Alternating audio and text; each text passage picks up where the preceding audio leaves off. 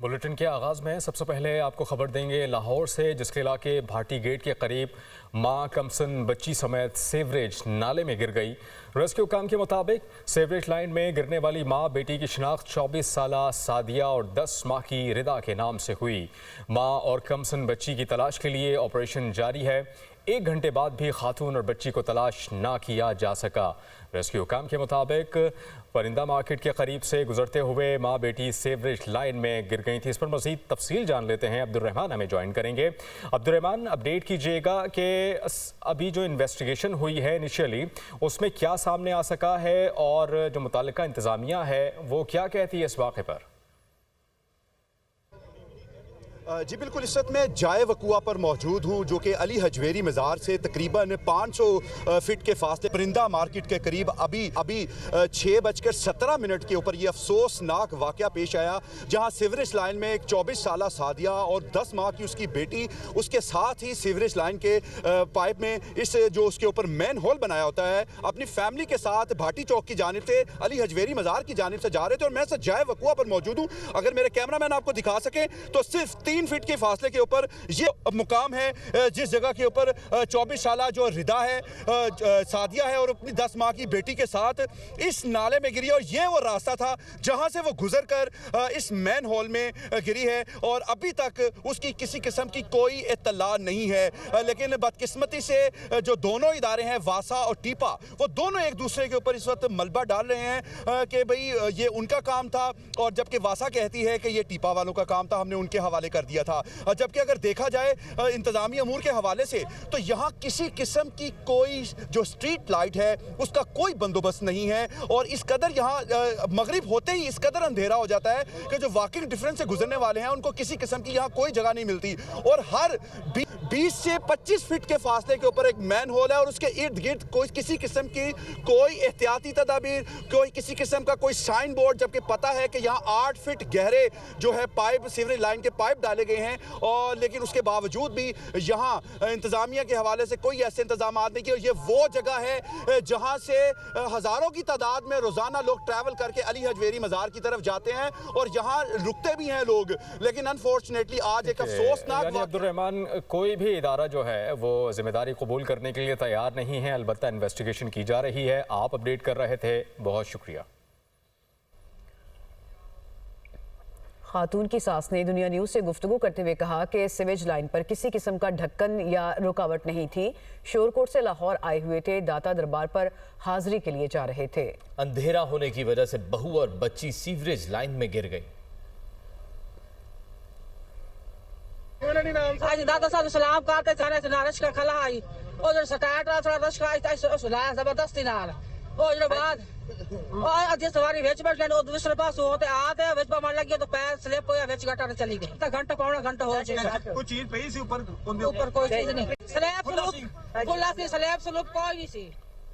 Bhati gate के करीब मां बेटी के सीवरेज लाइन में गिरने के वाक़े पर जिम्मेदारों का तयन ना हो सका। वासा और टीपा हुकाम वाक़े की जिम्मेदारी एक दूसरे पर डालने लगे। वासा हुकाम का कहना है कि अपग्रेडेशन और मैन होल का काम टीपा की जिम्मेदारी है। मैन होल पर ढक्कन रखना भी टीपा की जिम्मेदारी टीपा हुकाम ने मैन होल तामीर करने के बाद जिम्मेदारी वासा पर डाल दी। कहते हैं कि मैन होल पर ढक्कन लगाना वासा का काम था।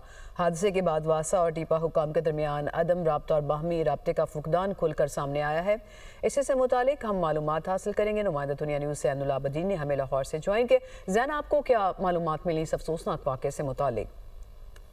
ये भाटी गेट के करीब जो वज़ीर आला पंजाब का रेलवे स्टेशन अपग्रेडेशन प्लान चल रहा था, वहां पर तरक्याती कामों के दौरान टीपा और वासा की तरफ से मुबैना तौर पर गफलत का मुजाहरा किया गया कि जो वहां पर सीवरेज लाइन बिछाई जा रही थी उसमें मैन होल्स के ऊपर मैन होल कवर नहीं रखे गए, जिसकी वजह से वहां से गुजरने वाली एक 24 साला खातून जिसका नाम सादिया बताया जा रहा है और उसके साथ 10 माह की बच्ची थी जो कि इस मैन होल में गिर चुके हैं और रेस्क्यू की तरफ से उनकी जो तलाश का अमल है वो जारी है। इस सिलसिले में इदारों की तरफ से एक दूसरे तलाश का अमल जो है वो इस वक्त भी जारी है। ज़ैनुल आबिदीन, आप हमें मालूमात दे रहे थे, आपका बहुत शुक्रिया। खबरों के सिलसिले को आगे बढ़ाते हुए अभी बात कर लेते हैं सानेहा गुल प्लाजा की। गुल प्लाजा में 79 जाने लेने वाली आग बच्चे के हाथों फ्लावर शॉप में लगी। सानेहा की हतमी तहकीकाती रिपोर्ट तैयार। रिपोर्ट के मुताबिक गुल प्लाजा में आग रात 10:15 पर लगी। 10:26 पर फायर ब्रिगेड को इतला दी गई। पहला फायर टेंडर 11 मिनट के अंदर पहुंचा। मजीद क्या पेशरफ्त हुई है जानते हैं इस रिपोर्ट में। कमिश्नर कराची ने गुल प्लाजा की हतमी तहकीकाती रिपोर्ट तैयार कर ली। रिपोर्ट वजीर आला सिंध को पेश करेंगे। रिपोर्ट में अहम हकाइक शामिल न होने की वजह से सवालात खड़े हो गए हैं। रिपोर्ट कमिश्नर कराची और एडिशनल आईजी पर मुश्तमिल कमेटी ने तैयार की है। रिपोर्ट में आग लगने की वजूहात, आग बुझाने समेत रेस्क्यू से मुतालिक तफसीलात वगैरह शामिल की गई है। मुतासरीन, एनी शाहिदीन और रेस्क्यू हुकाम से मुतालिक हासिल मालूमात भी दर्ज की गई है। रिपोर्ट में बताया गया है कि गुल प्लाजा में आग रात 10:15 पर लगी। 10:26 पर फायर ब्रिगेड को इत्तला मिली और पहला फायर टेंडर 11 मिनट के अंदर जाए वकुआ पर पहुंच गया। रिपोर्ट के मुताबिक ग्राउंड फ्लोर पर मौजूद बच्चे के हाथों फ्लावर शॉप में आग लगी।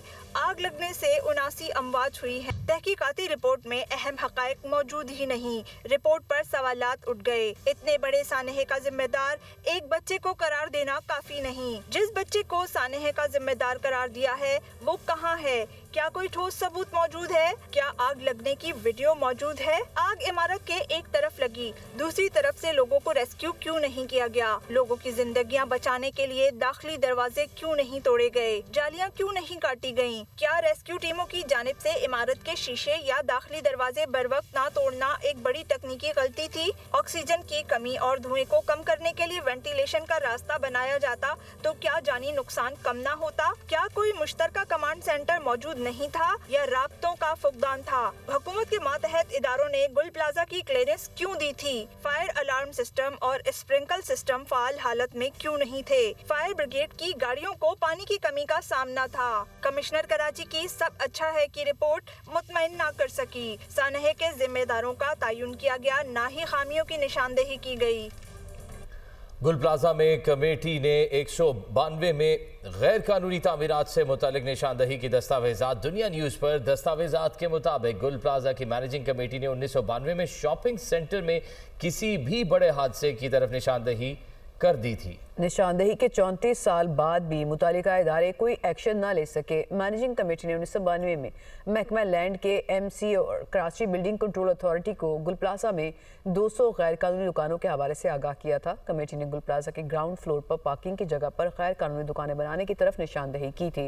ये भी निशानदही की गई कि गैर कानूनी दुकानें बनाने के अलावा वॉशरूम्स की जगह इजाफी तामीरात की जा रही हैं। मैनेजिंग कमेटी का कहना था कि बिल्डिंग की राहदारी और दाखिली रास्तों पर भी गैर कानूनी तामीरात हो रही हैं।